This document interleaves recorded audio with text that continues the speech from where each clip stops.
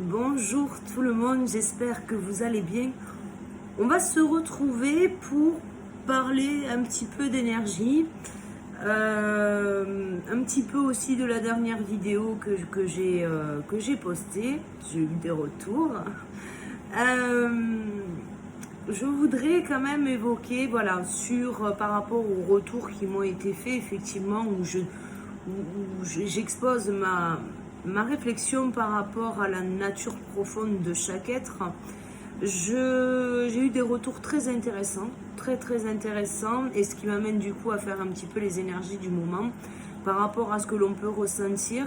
Alors que l'on soit yin ou yang, on est sur une dynamique de transformation. Voilà ce que j'ai pu constater, notamment dans notre corps physique. J'ai eu beaucoup de retours, d'ailleurs, Françoise, j'ai eu ton mail, je t'écris dans la semaine, parce que beaucoup de choses que tu m'évoques sont ce que j'ai pu constater, et aussi sur les douleurs physiques. Voilà, il n'y a pas que toi. Il y a beaucoup de choses qui ressortent. Mais ce que j'aimerais évoquer avec vous avant de faire les énergies du moment, c'est une chose que j'ai pu du coup constater quand j'ai fait ma vidéo justement sur la nature profonde. Alors effectivement, sur cette vidéo, j'évoque que le yang demande à ce que le yin change, sorte de sa bulle. Je ferai une vidéo exclusive pour les yin, pour le coup. Quels sont les axes de travail que j'ai pu développer, parce que j'ai eu des retours de yin par mail et qui me disent, mais effectivement, Caro, au bout d'un moment, nous on est complètement perdus entre une manière de faire par rapport à notre comportement, puis par rapport à nos peurs, puis par rapport à notre polarité. Donc moi, ce que j'ai pu constater, déjà, je vais un peu clore le débat là-dessus. Ce que j'ai pu constater au travers des accompagnements de toutes les recherches que j'ai faites, notre sphère entière, voilà. Et c'est d'ailleurs pour ça que j'ai choisi d'être thérapeute à plus large spectre, c'est-à-dire que je ne prône pas que la spiritualité, tout simplement parce que notre corps n'est pas composé que de spiritualité, il n'est pas composé que d'énergie. Effectivement, l'énergétique est une partie que l'on ne peut pas mettre sous le tapis.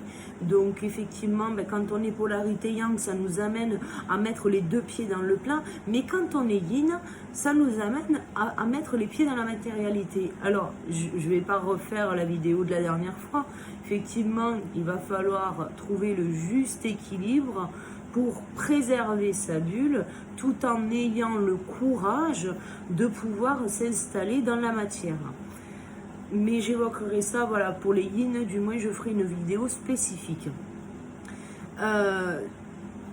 Du coup, je suis thérapeute holistique. Pourquoi? Qu'est-ce que c'est l'holistique? Parce que des fois on me pose la question, je vais répondre à la question. Pourquoi holistique? Parce que holistique, c'est l'entièreté de l'être. Je ne sélectionne pas que le sujet qui m'arrange. C'est-à-dire que quand on vient à moi en consultation, je vais tout regarder. Le mental, les émotions, je vais regarder tout ce qui va être énergétique, et je vais regarder bien évidemment ce que le corps physique nous révèle déjà dans la matière. Donc c'est pour ça que je vais aller sur ces 4 plans-là pour pouvoir justement aller chercher le blocage, chercher la racine de ce qui ne va pas à l'instant T.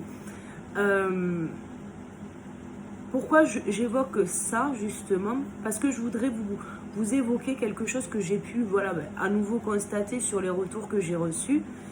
Et effectivement, il y a quand même quelqu'un qui m'a dit « Ouais mais Caro, c'est sympa tout ça, mais on nous demande à tous d'avoir conscience et connaissance de ce qui se passe à l'intérieur de nous, mais finalement comment on fait ?»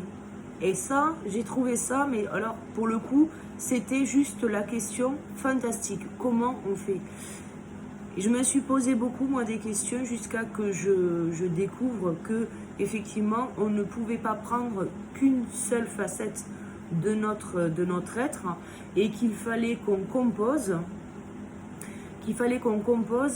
avec toutes nos facettes. C'est pour ça que même sur le parcours Flamme Jumelle à la découverte du parcours de version 2.0, j'évoque chaque chose de manière séparée pour à la fin refaire une interconnexion de toutes ces facettes. C'est pour ça que je fais ça et que je décompose le parcours. Ce que je voudrais du coup évoquer là maintenant, c'est comment on peut être en pleine conscience. Comment on peut être en pleine conscience de ce que l'on vit, de ce que l'on fait, de ce que l'on dit.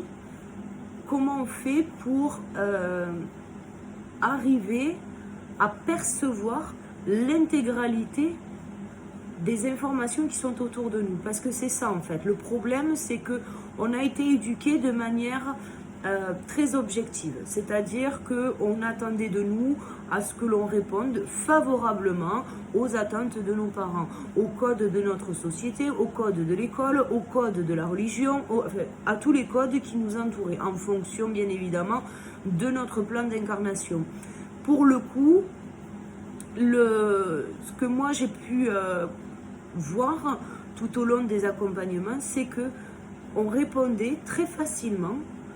En fait, c'est pas qu'on répondait, on était focus uniquement sur ce que nous avaient demandé nos parents. C'est-à-dire que nos parents, s'ils nous avaient éduqués pour avoir un mental de folie, on était à l'âge adulte très axés sur tout ce qui était pragmatique, logique, cohérent, vision claire, très young pour le coup, je vais le dire. Ces personnes-là sont des machines de guerre. Dans la matérialité, ce sont des machines de guerre.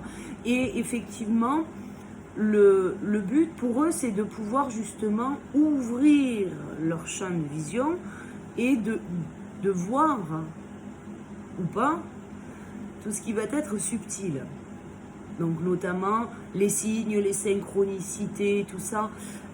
Ça va être vraiment d'aller vers ça. Et autant le yin, lui, pareil, il est très focus sur tout ce qui est subtil, ne s'intéresse qu'à ce qu'il a envie de s'intéresser et finalement va devoir ouvrir son champ de vision pour voir tout ce qui se passe autour de lui. Et là, de découvrir finalement l'extérieur. Petite parenthèse avant de continuer justement sur la pleine conscience. Petite parenthèse faite sur les synchronicités. Là aussi, je constate que les gens se bercent encore d'illusions par rapport aux synchronicités. Les synchronicités, c'est les choses que vous ne pouvez absolument pas contrôler. Voilà. Donc, quand je reçois des mails pour me dire... Caroline, j'arrête pas de voir des plaques avec marqué FJ. Oui, sauf que, ne l'oubliez pas, toutes vos pensées sont énergie. Vos pensées sont envoyées dans l'univers et il va y avoir un système d'écho. C'est-à-dire qu'à un moment donné, l'énergie va vous revenir et elle va vous envoyer cette énergie, ce que vous voulez voir, ce que vous voulez entendre. Ça, je suis désolée, mais ça va être une synchronicité de complaisance. Voilà. Parce que c'est ce que vous envoyez. Par la pensée, vous générez du coup cette énergie qui va faire que vous allez croiser des plaques avec marqué FJ partout, vous allez croiser du 11-11 partout, vous allez croiser tout un tas de signes qui ne sont pas des signes. Donc, il va falloir prendre un peu de recul par rapport à ça. La plaque FJ, c'est quand vous la demandez pas celle-là. Vous savez, alors je vais pas dire que vous savez pas ce que c'est, mais finalement, quand vous faites quelque chose dans la matière, c'est-à-dire, je sais pas moi, vous allez acheter une voiture, on va parler de plaques, vous allez acheter une voiture, vous ne pensez pas à ce moment-là, au moment où vous faites le chèque pour vous acheter la bagnole, vous pensez pas, oh putain, flamme jumelle, flamme jumelle, flamme jumelle, s'il te plaît, cher univers, fais en sorte que ma plaque, ça soit FJ. Alors si c'est le cas, prenez un temps de repos. Vraiment, prenez un temps de repos avec les synchronicités, s'il vous plaît. Maintenant, quand on achète une bagnole, on est surexcité. Putain, qu'est-ce qu'on va faire de cette voiture? On va aller se promener, on va aller à la plage, on va aller au resto, puis on va aller chercher ses copines et puis on va aller dépenser du gasoil juste comme ça parce que ça nous fait plaisir. Voilà ce qu'on a dans la tête quand on achète une voiture. On a envie d'aller voir tout le monde et le premier truc qui vient dans notre esprit, c'est pas de comment on va faire, s'il te plaît Seigneur, fais en sorte que j'ai une plaque FJ. Ça va être comment on va faire pour pouvoir voir tout le monde tout de suite, comment on va pouvoir, j'en sais rien moi, payer son crédit, comment on va pouvoir... On a d'autres choses qui viennent en tête, de manière voilà, très, très logique et très naturelle. Par contre, quand on a justement la voiture qui arrive, et là tu regardes la plaque et là tu vois FJ. Ça, quand tu ne l'as pas demandé, c'est une véritable synchronicité. Maintenant, si tu es dans ta bagnole déjà, et que tu roules, que tu vas au travail, que tu vas faire les courses, que tu vas chercher les enfants, si dans ton esprit, on t'a dit qu'il fallait que tu vois des plaques FJ pour te confirmer que tu étais bien sur ce parcours, ta pensée devient créatrice et à ce moment-là, tu vas avoir des plaques FJ partout. Pareil avec le 11-11, pareil avec tout. En fait, du moment que vous l'avez dans votre esprit en vous disant « Oui, mais moi, il faut que je vois des plaques FJ parce que sinon, je ne suis pas à flamme jumelle », il y a de fortes chances que tu vois la plaque FJ, mais malheureusement pas pour répondre à ta demande. Ça va vraiment pas être à ta demande. Parce que le parcours, il t'amène justement à te connaître toi-même et à aller chercher au fond de tes tripes vraiment cette connexion que tu as ou pas à l'autre. Et il n'y a que comme ça que tu pourras déterminer si oui ou non tu es flamme jumelle. Après, pour ceux qui cherchent encore à savoir si oui ou non vous êtes FJ, je vais vous le dire honnêtement, il y a des choses qui ne peuvent pas... que vous ne pouvez pas inventer, même dans votre esprit ravagé, vous ne pouvez pas, c'est pas possible. Il y a des choses très factuelles, notamment je pense à la télépathie. Moi ça m'est arrivé, moi je déteste les jeux de société, je trouve ça trop long, c'est trop redondant, ça tourne un tour, 2 tours, 3 tours, enfin bref, moi ça me saoule. Mais quand moi j'ai envie de jouer à un jeu de société, je comprends pas d'où ça vient et que après j'apprends qu'en face on a joué à un jeu de société, là ça s'explique. Mais cette connexion-là, vous ne pouvez pas l'expliquer. Vous ne pouvez pas la créer dans votre visualisation, vous ne pouvez pas, c'est pas possible. La synchronicité parfaite, c'est celle qui n'est pas dans votre esprit. Elle n'y est pas. Elle n'y est pas. À moins que vous ayez l'intention, mais pareil, là je vais le redire, attention aux intentions, parce que moi la première, j'en ai fait l'expérience, et alors, bonne ou mauvaise l'expérience, j'en sais rien, en tout cas j'ai été exaucée. Est-ce que la résultante m'a fait plaisir? Sur le coup, ça m'a soulagée. Après, ça m'a mis en colère. Et après, ça m'a amené à travailler sur moi. Quoi qu'il en soit, le cheminement vous amènera toujours à travailler sur vous. Donc, ne vous court-circuitez pas. Ne soyez pas dans l'auto-sabotage.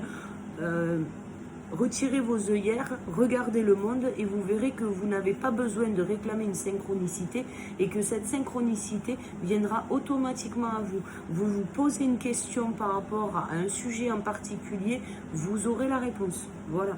Donc, voilà pour la petite parenthèse synchronicité. Faites attention par rapport à ce que vous vibrez et ce que vous générez. Il faut savoir que chaque pensée, je vais préciser parce qu'on me dit précise. Chaque pensée, en fait, pourquoi elle crée une énergie? Tout simplement parce que votre pensée va créer une émotion. Et cette émotion, que ce soit de la colère, de la tristesse, peu importe l'émotion qu'elle va vous donner, cette pensée, cette émotion, vous la vibrez de toutes les manières. L'émotion en elle-même, quelle qu'elle soit, vous ne pouvez pas la mentaliser. C'est pas quelque chose que vous mentalisez, c'est quelque chose que vous ressentez. Donc, cette pensée qui déclenche une émotion, va forcément vous renvoyer quelque chose dans la matière.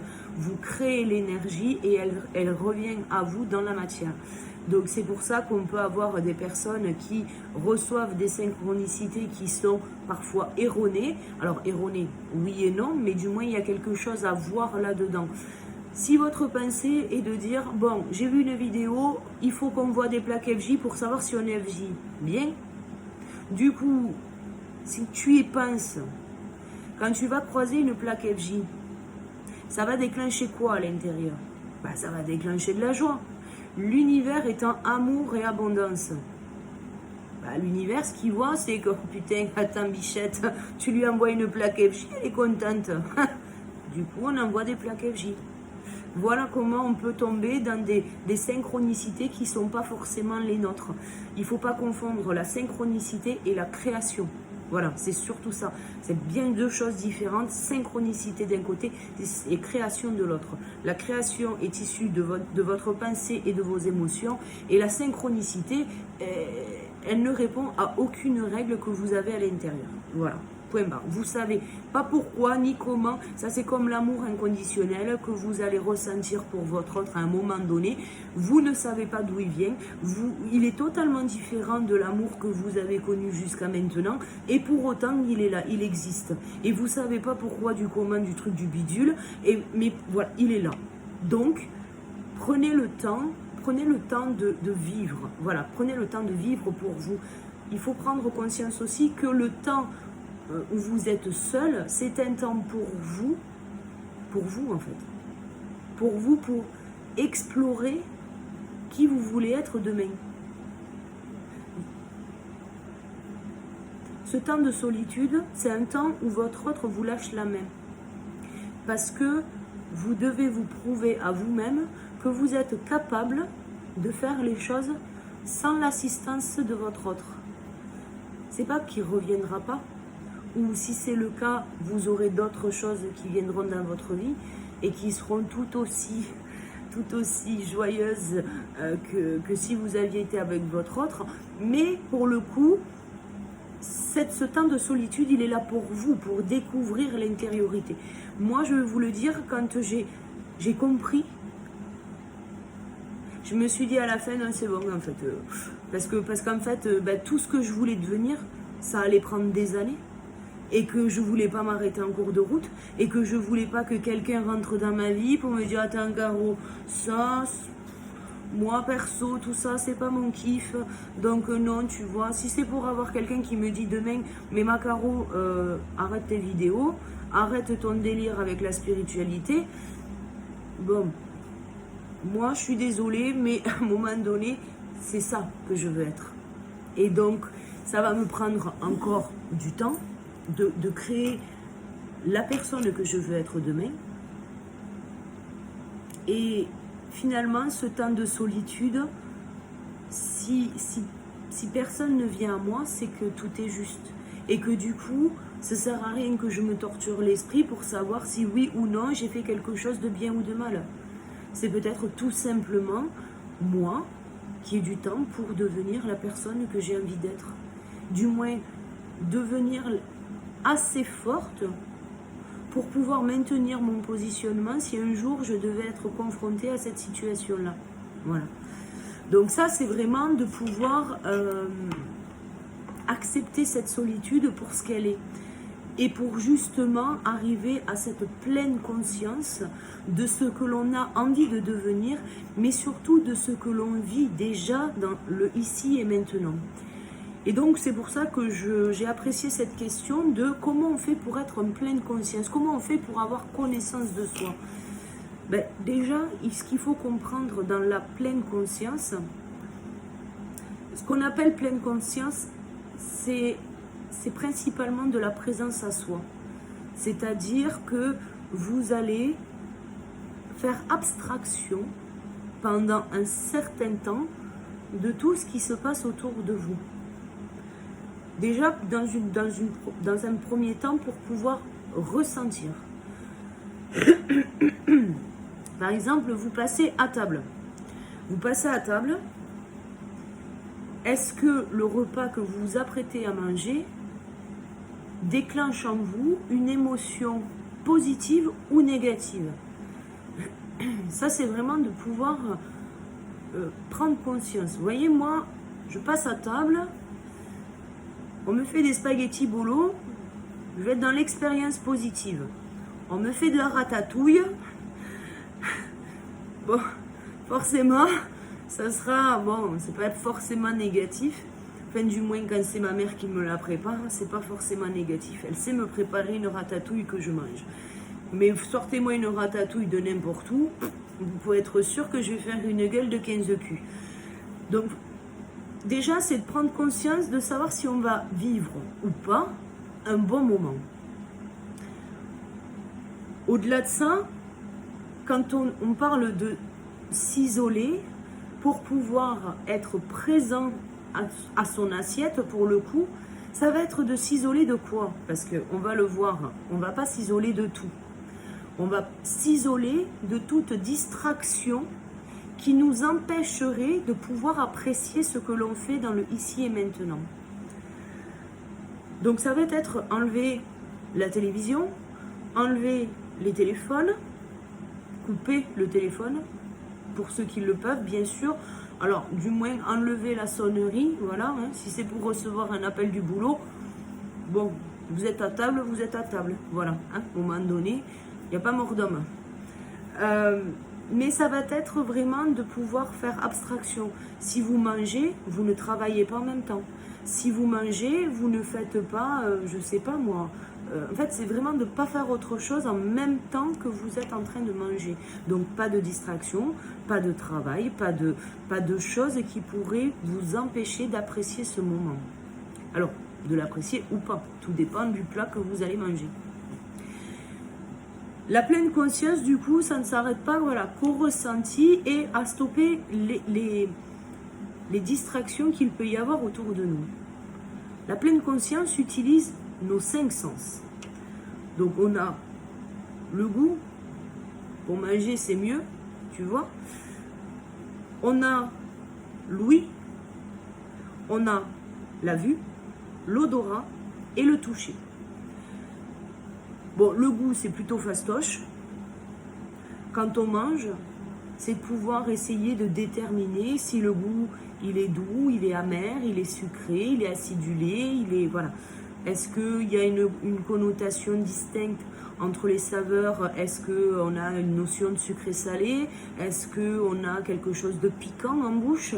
C'est vraiment de pouvoir faire la découverte de notre plat juste, tu vois, à la limite, tu prends la première fourchette et tu fermes les yeux.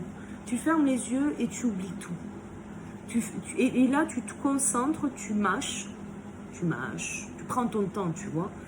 Tu fais pas comme Caro à manger avec le TGV au derrière, tu vois. Tu prends ton temps, tu mâches. Et là, c'est là où tu vas pouvoir commencer à apprécier. Mais finalement, ça va pas être suffisant. Dis donc, le plat, il est bon. Ça me fait plaisir de manger ça. Bon, il y a 2 sens. Tu as le ressenti et tu as le goût. Mais pourtant, c'est pas suffisant. Alors du coup, tu vas avoir l'ouïe. Alors l'ouïe peut passer dans une multitude de choses. Ça va être déjà avant le repas, tu vois, quand tu entends mijoter, quand tu entends, tu vois, un craquement, tu vois. Ça c'est des choses que tu vas pouvoir apprécier avant. Pendant le repas, ça va être vraiment, tu vois, ces bruits que tu peux entendre, qui t'amène dans le ici et maintenant. Ce bruit te confirme que tu es bien en train de manger. Tu es en train de mastiquer quelque chose et ça va envoyer un signal à ton cerveau que oui, tu es bel et bien en train de manger. La vue, bien évidemment. De quelle couleur est l'assiette? Est-ce qu'il y a du rouge? Est-ce qu'il y a du jaune? Est-ce que c'est du vert? Quelle est la couleur qui vous parle le plus? Bon, si c'est une daube, voilà. Mais vraiment, c'est de pouvoir voir la couleur, tu vois. C'est vraiment quelque chose qui va te parler. Est-ce que l'assiette est joliment présentée? Est-ce que c'est quelque chose que tu apprécies de voir une assiette joliment présentée? Est-ce que juste les couleurs, c'est suffisant? Ou est-ce que vraiment tu as besoin de plus? Et c'est de pouvoir aller vers quelque chose où tu vas encore plus apprécier ton plat. Dis donc, le plat, ça me fait plaisir, il est bon, ça croustille sous la dent, c'est plutôt sympa. Là, le visuel, ben, il me donne qu'une envie, c'est de le manger, tu vois. Et plus tu vas rajouter de sens à ton expérience, et plus tu vas apprécier. Donc bien évidemment l'odorat, hein, donc bon ça démarre déjà à la préparation du repas, l'odeur du mijoté, l'odeur de, alors ça peut être tout un tas de choses, quand vous faites du sucré, moi je vois mes enfants quand je fais des crêpes, ils sont en train de jouer dans la chambre et je les entends dévaler l'escalier, mais parce que juste à l'odeur, ils sont, voilà, ils savent que c'est positif pour eux, ils sentent l'odeur, mais ils ont ce besoin de venir voir dans la cuisine ce que je prépare. Pourquoi? Ben parce que déjà, on déclenche une sensation de plaisir. On a l'odeur qui nous fait plaisir aussi. Maman, elle fait quoi? Elle fait des crêpes? Ouh, ça. Et là, on va venir voir. On va venir voir. Et puis on va, c'est pareil, vous voyez, quand on fait des crêpes, on a le sucre qui croustille, tu sais, sous la dent, et ça craquelle, tu vois. Mais c'est ça en fait. Et en fait, plus tu vas rajouter de sens à ton expérience, et plus tu vas être en pleine conscience. Et bien évidemment, après le toucher, la texture. Alors bon, si c'est des plats en sauce, à vous de voir si vous voulez patauger. Mais par exemple, quand vous avez une crêpe ou une gaufre, vous voyez la texture de la crêpe, ça va être plutôt mou, un peu huileux. Alors que la gaufre va être plutôt sèche, craquante, croustillante. Vous voyez, ça c'est des textures que vous allez pouvoir apprécier par le toucher. Plus vous allez mettre de sens dans votre expérience, plus vous allez être dans la pleine conscience. Si vous êtes dans la pleine conscience, vous êtes dans l'ouverture de cœur. Que votre expérience soit positive ou négative ne change rien à l'expérience. Vous devez être en pleine conscience. Cette pleine conscience, ça va vous amener quoi finalement? Eh bien, ça va vous amener la connaissance de vous-même. Voilà comment on arrive à la connaissance de soi. C'est quand on arrive à vivre suffisamment de moments en pleine conscience, sans distraction extérieure. Alors, on a besoin de l'extérieur, du moins de suffisamment d'extérieur pour pouvoir apprécier ce que l'on fait. Mais on n'a pas besoin de toutes les distractions qu'on connaît, qui sont la télévision, le téléphone, le boulot, enfin voilà, tout ce genre de choses. Ça, vous allez le retrouver dans n'importe quoi. Moi, avant que je sois dans cette recherche de connaissance de soi, j'étais métro boulot dodo. Je prenais mes repas, souvent même le midi, c'était sur le coin du bureau. Je faisais la réunion en même temps que je faisais les plannings et que j'étais absolument pas dans le ici et maintenant. Je dépensais une énergie folle à vouloir être partout à la fois, pour finalement n'en obtenir que des résultats qui étaient médiocres. Et finalement, pour avoir des résultats, du moins parce que c'était l'aspect professionnel, pour avoir de meilleurs résultats, qu'est-ce que j'étais prête à faire? J'étais prête à sacrifier mon repas du midi pour pouvoir répondre aux attentes professionnelles de mes patrons. Voilà ce que j'ai fait. Et ce qui m'a empêché finalement pendant des années de vivre en pleine conscience les moments que je vivais et que je pouvais apprécier. Par exemple, sur un moment où je sais pas moi, une balade, tu t'en vas en balade, tu fais un pique-nique plutôt sympa, et puis là, le téléphone sonne, tu es obligé de rentrer à la maison. Mais pourquoi t'as décroché? Moi, perso, je l'ai fait, tu vois. Moi, j'ai décroché, stoppé des soirées, stoppé des événements que j'étais en train de vivre, tout simplement parce qu'on m'appelait ailleurs. Ça n'existe plus, tu vois. Ça n'existe plus. Aujourd'hui, si je passe du temps avec mes enfants, je passe du temps avec mes enfants. Si je suis avec ma famille, je suis avec ma famille. Si je suis avec des amis, je suis avec des amis. Et ainsi de suite, tu vois. Cette connaissance de soi, donc, va passer, comme je vous l'ai dit, par les 5 sens. Donc, on va pouvoir apprécier notre repas, le jardinage, la sortie entre amis, peu importe ce que l'on est en train de faire. Ce que vous devez aller chercher, c'est le 6e sens, c'est le ressenti, c'est la vibration à l'intérieur. Est-ce que c'est une expérience positive ou négative? Et ça, vous devez le déterminer à chaque fois que vous faites quelque chose. Vous mangez, vous avez vu votre plat, vous l'avez entendu, vous l'avez goûté, vous l'avez senti, vous l'avez touché, il n'y a pas de problème. À l'issue de ce repas, vous devez être capable de déterminer si oui ou non c'est une expérience positive.